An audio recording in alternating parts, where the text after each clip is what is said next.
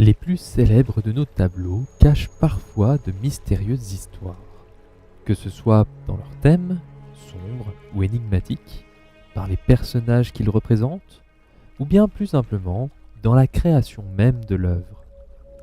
Alors marqué par de tragiques événements, Théodore Géricault exécute en 1818 une peinture qui marquera l'imagerie du mouvement romantique. Cette œuvre, nommée Le radeau de la Méduse, bien qu'extrêmement populaire, cache une histoire et une élaboration particulièrement sombres. Décryptons ensemble ce pilier de l'histoire de l'art.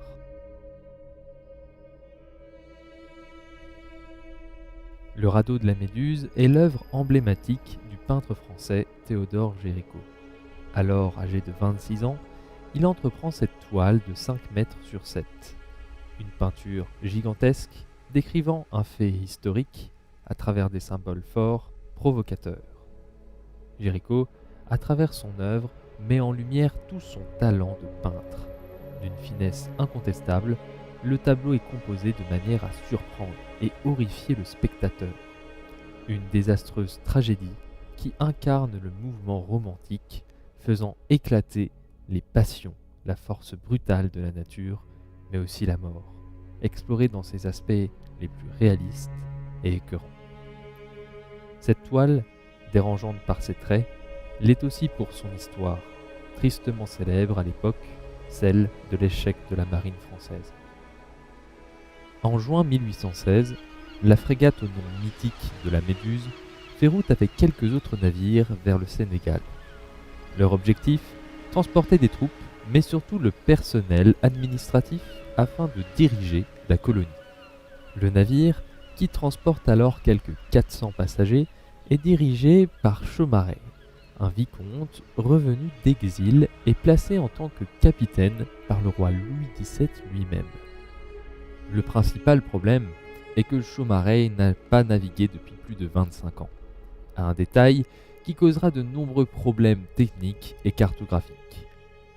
La frégate dévie sa route de 160 km et échoue sur un banc de sable bien connu des marins habitués aux côtes de Mauritanie, au nord du Sénégal.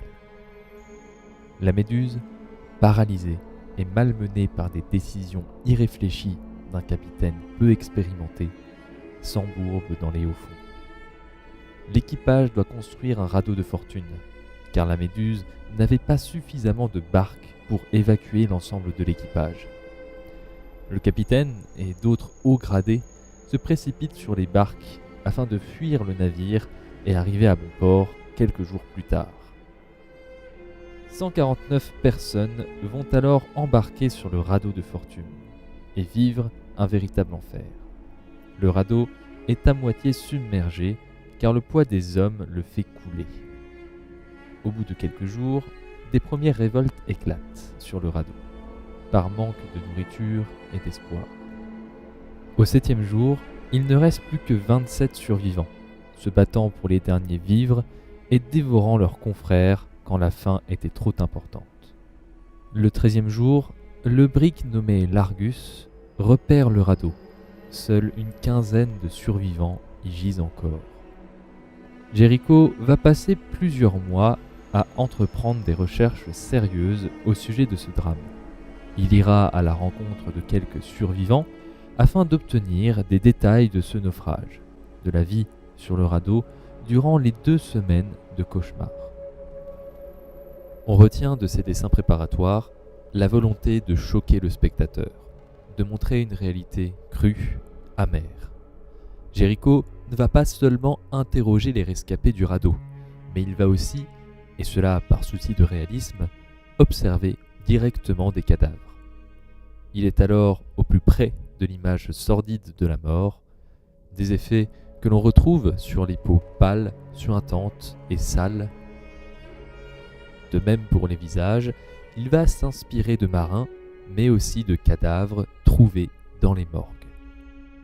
Les positions sont travaillées pour créer une situation désastreuse. Un homme tenant son enfant mort dans les bras, ayant alors abandonné tout espoir, faisant dos au hurlement de l'homme vers qui tous se tournent, espérant être sauvés de ce cauchemar. Une composition formant 2 pyramides, nous faisons voyager le long du radeau, découvrant alors la mort, le désespoir, la folie, ici incarnée par une hachette faisant référence aux actes de cannibalisme, pour enfin apercevoir l'espoir à bout de bras, nous transportant vers un ciel lourd sur cette mer déchaînée. Le radeau de la Méduse fascine et effraie. Ce n'est qu'une scène de naufrage, mais qui, comme nous l'avons vu, cache une histoire particulièrement sombre et impressionnante. Cette œuvre, pièce maîtresse des collections du Louvre, reflète à nos yeux, encore aujourd'hui, une sublime tragédie.